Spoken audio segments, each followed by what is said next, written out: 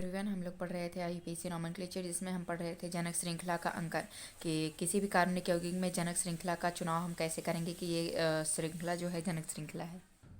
जिसमें हमने 2 एग्जाम्पल देख लिया था। आगे हम देख रहे हैं तीसरा एग्जाम्पल, जिसमें ये वाला एग्जाम्पल है। इसको हम यहाँ पे समझते हैं। ये वाला एग्जाम्पल इसे आप देखें, एग्जाम्पल में है CH3C।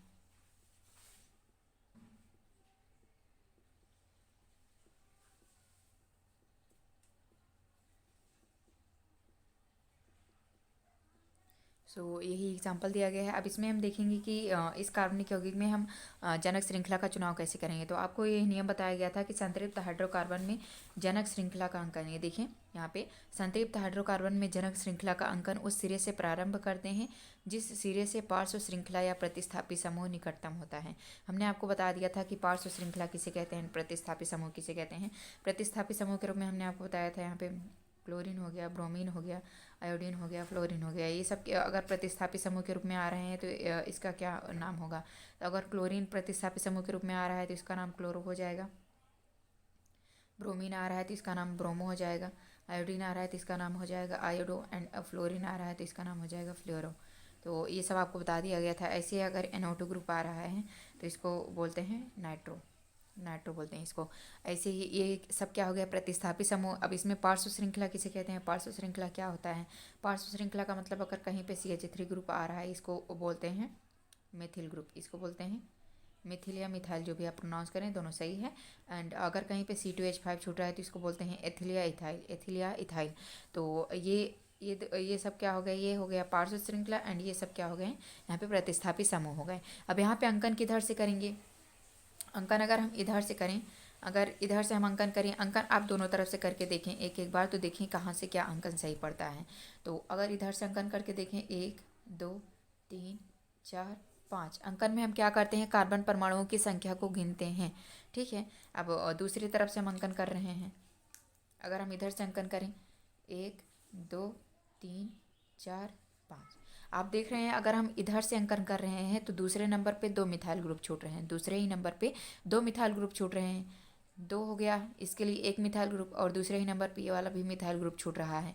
एंड चौथे नंबर पे ये अलग, ये दूसरा मिथाइल ग्रुप छूट रहा है।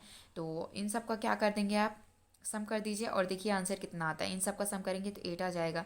ऐसे ही अगर इधर से आप अंकन कर रहे हैं तो दूसरे नंबर पे मिथाइल ग्रुप पड़ रहा है और चौथे नंबर पे मिथाइल ग्रुप पड़ रहा है। फिर से इसके लिए, इस ग्रुप के लिए भी चौथे नंबर पे पड़ रहा है। तो आप अब इन सब का सम करके देखेंगे कितना आएगा, 10 आएगा। तो आप लोगों को एक नियम बताया जाता है, lowest sum rule. Lowest sum sum rule, lowest sum rule के अनुसार आप उधर से अंकन करें, अंकन उधर वाला सही होता है जिधर से कम, अगर योग करेंगे इन सब का, जिधर से हमको कम नंबर प्राप्त होते हैं वही वही क्या होता है, वही वो वाला अंकन आपका सही होता है। और जिधर से हमको ज़्यादा न्यूमेरिक वैल्यू प्राप्त होती है वो वाला अंकन गलत होता है। तो इधर से ज़्यादा वाला न्यूमेरिक वैल्यू प्राप्त हो रहा है तो इसका मतलब ये वाला अंकन जो है ये गलत है और ये वाला अंकन सही है। तो 1 2 3 4 5, तो यही वाला अंकन आपका सही है। तो यहाँ पर भी अंकन आप करेंगे, इसमें हम अंकन करके देखेंगे तो हम अंकन किधर से करेंगे, इधर से 1 2 3 4 5। तो ये क्या हो गया हमारा, जनक श्रृंखला, ये हो गई जनक श्रृंखला। ठीक है। अब जनक श्रृंखला ये हो गया। उसके बाद अब इधर देखें, अगला एग्जाम्पल है। अगला एग्जाम्पल कैसे आप सॉल्व कर सकते हैं। आपको बस एक चीज़ माइंड में रखना है, lowest sum rule. Lowest sum rule के अनुसार क्या होता है कि हम जहाँ से भी यह प्रतिस्थापी समूह छूट रहा है या फिर पार्श्व श्रृंखला छूट रही है, जिस अंक पर, जिस स्थान पे, जिस कार्बन नंबर पे वो छूट रहा है उस नंबर को यहाँ पे डिनोट करेंगे। एंड उन सब का क्या कर देंगे, हम सम कर देंगे। सम करने के बाद हम देखेंगे कि जोड़ने पर हम सम करेंगे, सम करने के बाद देखेंगे कहाँ पर इन नंबरों का सम करने के बाद हमको कहाँ पर कम न्यूमेरिक वैल्यू मिलता है। जहाँ पर कम न्यूमेरिक वैल्यू मिलेगा वो वाला अंकन आपका सही होगा। एंड जहाँ पर ज़्यादा न्यूमेरिक वैल्यू मिलता है वो वाला अंकन गलत होता है। लोएस्ट सम रूल के अनुसार जहाँ पर हमको कम नंबर मिलेगा, इन सब का योग करके जहाँ पर भी प्रतिस्थापी समूह उपस्थित है या फिर पार्श्व श्रृंखला उपस्थित है, इन सब का अंकन करने के बाद हमको अगर लोएस्ट नंबर मिल रहा है वही अंकन हमारा सही है। एंड जहाँ पे हाईएस्ट वैल्यू मिल रहा है वहाँ पे वो हाईएस्ट न्यूमेरिकल वैल्यू मिल रहा है तो वो वाला गलत है। ठीक है। तो अंकन लोएस्ट सम रूल यही है। अब आगे देखते हैं कि आगे कुछ भी नियम है उसको भी देख लेते हैं। सबसे पहले इसको हम रब करेंगे।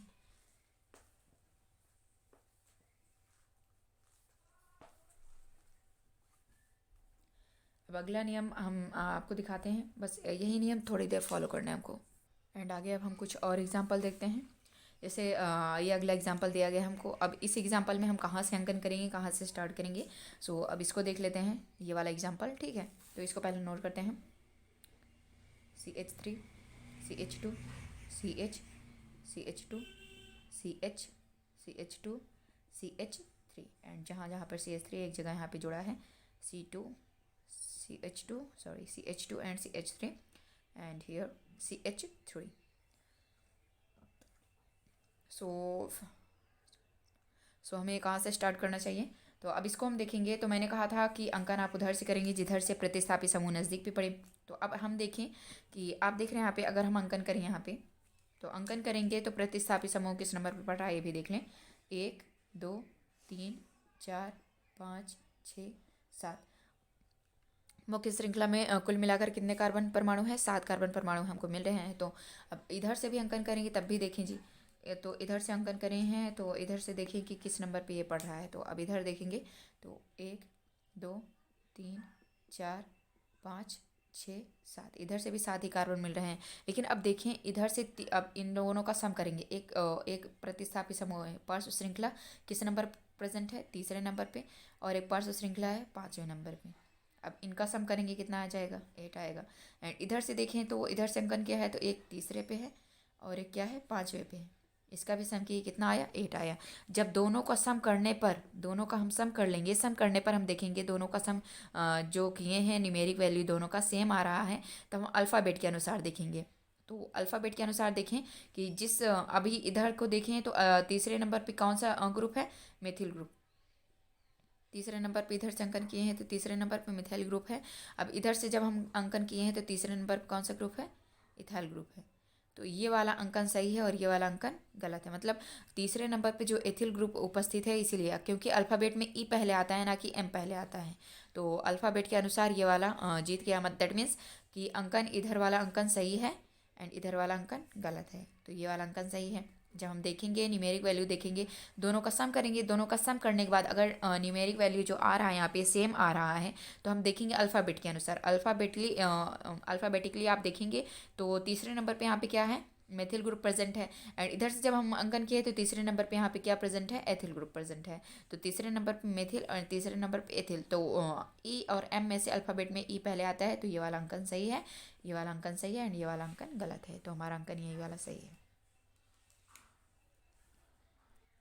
तो हमने इस कंपाउंड का भी, इस ऑर्गेनिक कंपाउंड का भी हमने अंकन कर लिया है। तो जनक श्रृंखला हमारा क्या हुआ? जनक श्रृंखला ये वाला जनक श्रृंखला है। 1 2 3 4 5 6 7। तो ये 7 कार्बन का जो है जनक श्रृंखला है, पेरेंट चेन है। तो यही हमारा क्या हुआ? मुख्य कार्बनिक श्रृंखला का जो जनक श्रृंखला यही है। तो हमने संतृप्त हाइड्रोकार्बन के लिए ये नियम देख लिया। एंड अब आगे हम देखते हैं असंतृप्त हाइड्रोकार्बन के लिए कौन कौन से नियम हैं। जैसे असंतृप्त हाइड्रोकार्बन में जनक श्रृंखला का अंकन उस सिरे से करते हैं जिधर से द्वितीय यात्रिक बंध निकटतम होता है। सो अगर असंतृप्त हाइड्रोकार्बन है, असंतृप्त हाइड्रोकार्बन मैंने आपको बताया वह हाइड्रोकार्बन जिसमें कार्बन कार्बन परमाणुओं के मध्य या तो द्वितीय बंध उपस्थित हो या फिर त्रिक बंध उपस्थित हो, तो वह कैसा हाइड्रोकार्बन होता है? असंतृप्त हाइड्रोकार्बन होता है। तो असंतृप्त हाइड्रोकार्बन अगर आपको दिया गया है एंड उसमें आपको अंकन करना है जनक श्रृंखला का, उसमें चुनना है जनक श्रृंखला क्या है, जनक श्रृंखला का आपको अंकन करना है। तो जनक श्रृंखला का अंकन करने के लिए आप अंकन वहाँ से स्टार्ट करेंगे जिधर से द्विबंध या त्रिबंध, दैट मीन्स डबल बॉन्ड या ट्रिपल बॉन्ड नज़दीक पे मिलता हो, तो वही वाला अंकन हमारा सही होगा। एंड देन नेक्स्ट देखते हैं, यदि जनक श्रृंखला में द्वितीय या त्रिक बंध दोनों उपस्थित हों तो अंकन उधर से करते हैं जिधर से द्विक बंध को अधिक प्राथमिकता मिले। दैट मीन्स अगर एक ही कार्बनिक यौगिक में द्विक बंध भी प्रेजेंट है एंड त्रिक बंध भी प्रेजेंट है, that means double bond and triple bond दोनों एक ही ऑर्गेनिक कंपाउंड में प्रेजेंट है, देन हम अंकन उधर से स्टार्ट करेंगे जिधर से हमको डबल बॉन्ड नज़दीक पे मिले, जिधर से हमको डबल बॉन्ड नज़दीक पे मिले। एंड देन अगला नियम क्या है? यदि जनक श्रृंखला में द्विक और त्रिक बंध दोनों की दूरी समान हो तो निम्नतम संभव अंक द्विक बंध को दिया जाता है। मान लीजिए कोई आपको ऑर्गेनिक कंपाउंड दे दिया गया है एंड उसमें आपको पूछा जा रहा है कि इसमें, हाँ जी, इसमें अंकन किधर से सही होगा? ट्रिपल बॉन्ड की तरफ से या डबल बॉन्ड की तरफ से? क्योंकि double bond and triple bond दोनों की दूरी समान है। दैट मीन्स अगर पहले नंबर पे एक तरफ से अंकन कर रहे हैं तो पहले नंबर पे क्या आ रहा है? Double bond. एंड दूसरे तरफ से अंकन कर रहे हैं तो दूसरे पहले नंबर पे क्या आ रहा है? Triple bond. तो उसमें से अंकन उधर वाला सही होगा जिधर से डबल बॉन्ड को पहली प्राथमिकता मिलती है। ठीक है, तो अब देखेंगे जैसे ये सब नियम दिए गए हैं, इसको हमने यहाँ पे एग्जाम्पल कुछ नोट करके रखा है, तो आप यहाँ से देख भी सकते हैं। सो अभी हम एग्जाम्पल बताना आपको स्टार्ट करते हैं। जैसे यहाँ पे एक एग्जाम्पल दिया गया है, अब इसको कैसे सॉल्व कर सकते हैं। अब इस एग्जाम्पल को हम यहाँ पे आपको बताते हैं, एक्सप्लेन करते हैं। जैसे मान लीजिए आपको एग्जाम्पल दिया गया यहाँ पे CH3 CH2 C double bond CH2 and here CH2 and then CH3 and हम जानते हैं ये असंतृप्त हाइड्रोकार्बन है।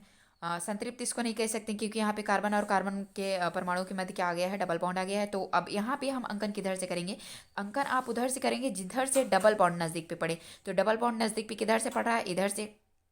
तो हम अंकन भी किधर से स्टार्ट करेंगे, इधर से ही स्टार्ट करेंगे। 1 2 3 4, आप ये समझ लीजिए असंतृप्त हाइड्रोकार्बन में हम अंकन उधर से स्टार्ट करेंगे जिधर से डबल बॉन्ड या ट्रिपल बॉन्ड, दैट मीन्स द्विक बंध या त्रिक बंध हमको नज़दीक पे मिले। हमको इससे मतलब नहीं है कि लंबी श्रृंखला मिल रही है कि नहीं मिल रही है, हमको मतलब ये है लंबी श्रृंखला भले से आपको ना मिले, लेकिन आपको उस श्रृंखला में, मुख्य श्रृंखला में आपको डबल बॉन्ड को इन्वॉल्व करना है। सो अंकन यहीं से स्टार्ट करेंगे जिधर से हमको डबल बॉन्ड नज़दीक पे पड़े। सो इधर से स्टार्ट करेंगे 1 2 3 4। तो अंकन आपको उम्मीद है ये वाला समझ में आया होगा। एंड देन हम मूव करते हैं नेक्स्ट एग्जाम्पल्स पे। एंड आगे भी कुछ एग्जाम्पल्स दिए गए हैं आपको नियम समझाने के लिए। सो इन एग्जाम्पल्स को हम नोट करते हैं और आपको समझाते हैं। ठीक है, सो ये जो एग्जाम्पल दिया गया है पहला यहाँ पे देखें, तो इसको कैसे समझेंगे ये देख लीजिए। एग्जाम्पल है, इसको हम नोट करते हैं, इसको आपको हम समझाते हैं। जैसे मान लीजिए यहाँ पे हमको एग्जाम्पल दिया गया है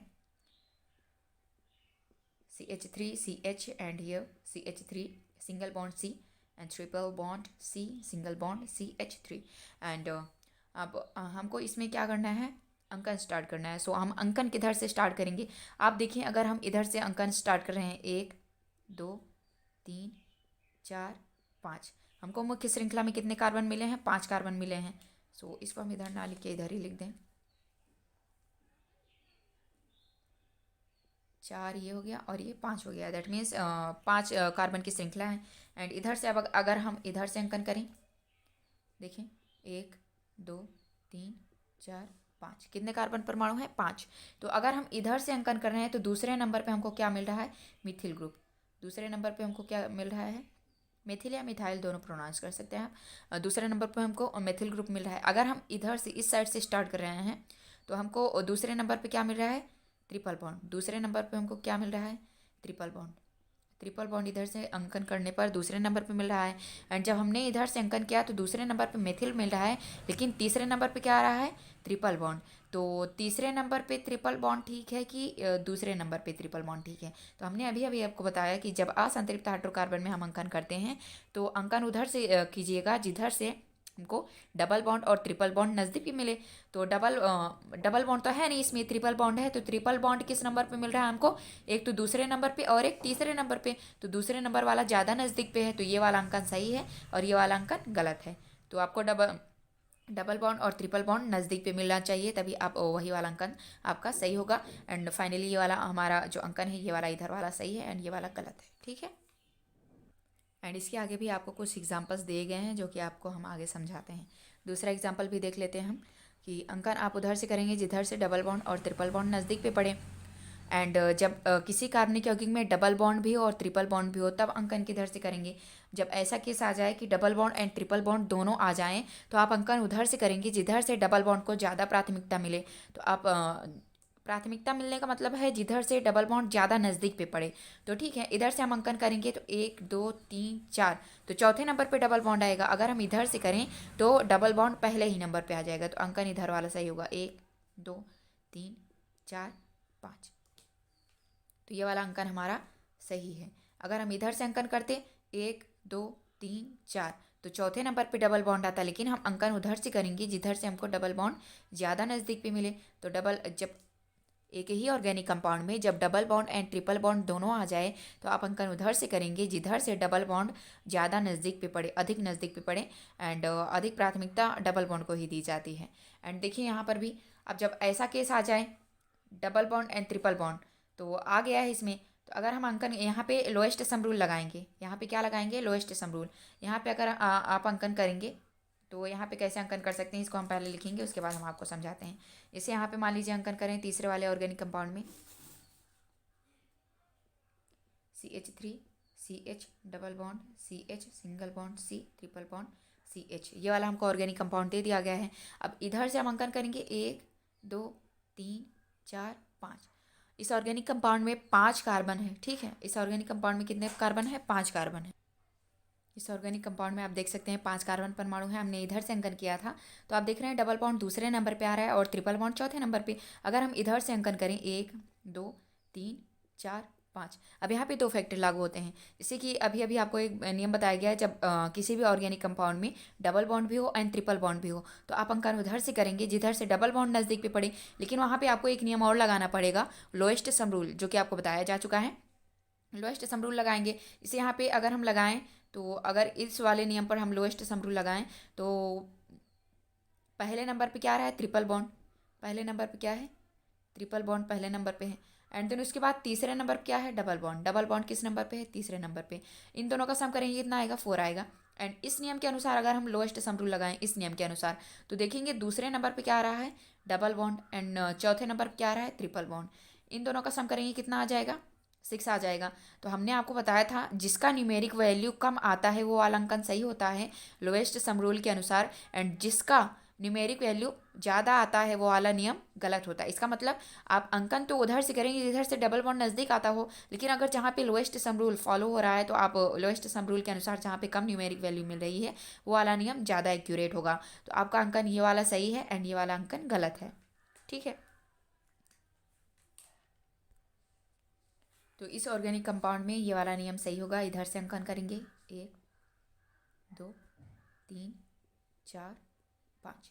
तो एंड देखते हैं हम नेक्स्ट वाला देखते हैं। अब इसमें देखें ये तीसरा नियम, अगला नियम लागू होगा इसमें। इसमें आपको बताया जा रहा है, देखिए कि इसमें triple bond and double bond दोनों की कंडीशन सेम है। पहले अगर इधर से हम अंकन करेंगे, इधर से अगर हम अंकन करें तो पहले नंबर पे ट्रिपल बॉन्ड आएगा, sorry that means double bond आएगा। एंड अगर इधर से हम अंकन करें तो पहले नंबर पे ट्रिपल बॉन्ड आ जाना है। अब इसको हम अच्छे से आपको समझाते हैं। जैसे आपको ये एग्जांपल दिया गया है, CH2 double bond CH single bond C triple bond CH। And हमको अब इसमें अंकन करना है। सो अंकन करने के लिए हम क्या करेंगे इसमें, अब इसमें कौन सा नियम लागू हो जाना है? अब इधर से अंकन करें, आप यहाँ पे देखें double bond and triple bond दो चीज़ें हैं। अब अगर आप इधर से अंकन करें, इधर से अगर हम अंकन करेंगे 1 2 3 4, इधर से अंकन करें तो पहले नंबर पे क्या आ जा रहा है? ट्रिपल बॉन्ड आ जा रहा है। अगर हम इधर से अंकन ना करके इधर से हम अंकन करें 1 2 3 4, अगर हम इधर से अंकन करेंगे तो देख रहे हैं पहले नंबर पे डबल बॉन्ड आ रहा है। तो यही बताया गया था आपको नियम में, ये नियम आप अच्छे से पढ़ लें। यदि जनक श्रृंखला में द्विक और त्रिक बंध दोनों की दूरी समान हो, तो दोनों की दूरी समान हो इसका मतलब कि अगर इधर से हम अंकन कर रहे हैं तो ट्रिपल बॉन्ड पहले नंबर पे एंड डबल बॉन्ड तीसरे नंबर पे, और अगर हम इधर से अंकन कर रहे हैं तो पहले नंबर पे डबल बॉन्ड एंड तीसरे नंबर पे ट्रिपल बॉन्ड आ रहा है। दोनों की दूरी अगर समान हो, दोनों की दूरी समान हो तो निम्नतम संभव अंक द्विक को दिया जाता है। इसका मतलब जो निम्नतम संभव अंक दैट मीन्स सबसे कम नंबर किसको दिया जाता है? डबल बॉन्ड को। तो ये वाला अंकन हमारा सही है एंड ये वाला अंकन गलत है। दैट मीन्स अगर दोनों सेम पोजीशन पे आ रहा है, ये भी पहला नंबर पे इधर से अंकन करने पर एंड दूसरे साइड से हम अंकन करें तो ये डबल बॉन्ड पहले नंबर पे आ रहा है, तो जिधर से डबल बॉन्ड पहले नंबर पे आ रहा होगा वो वाला अंकन सही है। किसकी अपेक्षा? जिधर से ट्रिपल बॉन्ड आ रहा है पहले नंबर पे। तो ये वाला अंकन हमारा सही है एंड ये वाला अंकन गलत है। एंड अगला नियम आप देख सकते हैं। अगला नियम यहाँ पे है, आपको दिखाया गया है। यदि जनक श्रृंखला में 2 या 2 से अधिक द्विक और त्रिक बंध उपस्थित हों, ठीक है। अगर जनक श्रृंखला में जो पेरेंट चेन चुना है उसमें 2 या 2 से अधिक द्विक और त्रिक बंध आ जाएं, ठीक है, तो उसमें डाई ट्राई शब्द का प्रयोग किया जाता है। डाई और ट्राई शब्द का प्रयोग किया जाता है। जैसे आपको ये एग्जाम्पल दिया गया यहाँ पे। सो इसमें हम अंकन किधर से करेंगे? आपको अंकन मैंने बता दिया है, पेरेंट चेन क्या होगा कैसे होगा हमने सब कुछ बता दिया है। तो अंकन आप इधर से करेंगे 1 2 3 4 5 6। आप यहाँ पे देख सकते हैं कि पहले नंबर पे एंड तीसरे नंबर पे क्या आया है? Double bond. And double bond यहाँ पे अगर हम इस ऑर्गेनिक कंपाउंड में पूछें कि डबल बॉन्ड कितने बार आया है? 2 बार आया है। तो यहीं पे आपको बताया गया है ना, यदि जनक श्रृंखला में 2 या 2 से अधिक द्विक बंध, मतलब डबल बॉन्ड आ गए हैं 2 बार, तो 2 बार आया तो उसके लिए डाई वर्ड का यूज़ करेंगे। किस वर्ड का? डाई वर्ड का। अब इसको कैसे यूज़ करेंगे? तो आईयूपीएसी ने मैंने थोड़ा बहुत आपको बताया है, आगे भी आपको बहुत कुछ बताया जाएगा। अभी ऐसा नहीं है कि आईयूपीएसी नोमेनक्लेचर मैंने खत्म कर दिया, ठीक है। तो अभी आपको बताया जाएगा। सो इसका नामकरण हम कैसे कर सकते हैं? तो इसमें सबसे पहले आप देख सकते हैं कितने कार्बन परमाणु हैं, 6 कार्बन परमाणु हैं। 6 कार्बन परमाणु के लिए हमने आपको शब्द मूल सिखाया है, वर्ड रूट या फिर रूट वर्ड मैंने आपको सिखाया है। अगर 6 कार्बन परमाणु हो किसी ऑर्गेनिक कंपाउंड में तो उसमें रूट वर्ड हेक्स का यूज़ किया जाता है। किसका? हेक्स का। तो हेक्स हो गया। उसके बाद हम आपको बताए थे प्राइमरी सफिक्स, प्राथमिक अनुलग्न। प्राथमिक अनुलग्न क्या दर्शाता है? बॉन्ड, कार्बन और कार्बन परमाणु के मध्य बॉन्ड को दर्शाता है। डबल बॉन्ड भी है इसमें एंड सिंगल बॉन्ड भी है, तो इसमें डबल बॉन्ड को ज़्यादा प्राथमिकता दी जाएगी। तो इसमें क्या करेंगे? डबल बॉन्ड के लिए इन वर्ड का यूज़ करेंगे। डबल बॉन्ड के लिए किस वर्ड का यूज़ करेंगे? इन वर्ड का। लेकिन हमको इसका लोकेंट भी दिखाना है, मतलब किस पोजीशन पे है डबल बॉन्ड, किस पोजीशन पे है, किस नंबर पे है, किस कार्बन परमाणु पे है। तो पहला डबल बॉन्ड किस कार्बन परमाणु पे है? पहले वाले पे, ठीक है। तो क्या हो जाएगा? 1, कॉमा। एंड आप एक बात हमेशा याद रखें कि जब भी कोई यहाँ पे वर्ड लिख रहे हो एंड यहाँ पे कोई न्यूमेरिक वैल्यू लिख रहे हो तो यहाँ पे हाइफन का यूज़ करेंगे, ठीक है। एंड दो न्यूमेरिक वैल्यू के बीच में हम कॉमा वर्ड का यूज़ करेंगे, कॉमा का यूज़ करेंगे, सॉरी वर्ड निकल जा रहे हैं। तो अब यहाँ पे देखें, पहले नंबर पे डबल बॉन्ड है एंड तीसरे नंबर पे डबल बॉन्ड है, तो पहला एंड तीसरा। एंड डबल बॉन्ड कितनी बार आया है? 2 बार आया है। 2 बार के लिए हमने कहा डाई वर्ड का यूज़ करेंगे। किस वर्ड का? डाई। तो अब यहाँ पे डाई। उसके बाद डबल बॉन्ड के लिए हम प्राथमिक suffix, that means primary suffix, प्राथमिक अनुलग्न का यूज़ करते हैं इन। डबल बॉन्ड के लिए इन वर्ड का यूज़ करते हैं, तो इसका नाम हो जाएगा हेक्स 1,3 डाई इन, ये हो जाएगा इसका नाम। एंड इसमें भी हम देख लेते हैं। अब जैसे अब इसमें देखें, इसमें नॉमेनक्लेचर है, ठीक है। तो इसमें अंकन हम किधर से करेंगे? 1 2 3 4 5 6 7। तो इधर से हम अंकन करेंगे 1 2 3 4, सॉरी 4 5 6 7। अब आप देखिए यहाँ पे डबल बॉन्ड किस किस पोजीशन पे है? पहले पोजीशन पे, तीसरे पोजीशन पे एंड छठे पोजीशन पे। तो आप इसका अंकन कैसे कर सकते हैं? तो अंकन हमने कर ही दिया। अब इसका नॉमेनक्लेचर नाम देख लेते हैं, इसका नाम क्या होगा। तो 7 कार्बन है, 7 कार्बन परमाणु के लिए हम रूट वर्ड हेप्ट का यूज़ करते हैं। क्या हो जाएगा? हेप्ट। एंड देन उसके बाद हम देखेंगे प्राइमरी सफिक्स लगाना है। तो देखिए पहले नंबर पे है डबल बॉन्ड, किस किस नंबर पे है देख लें आप।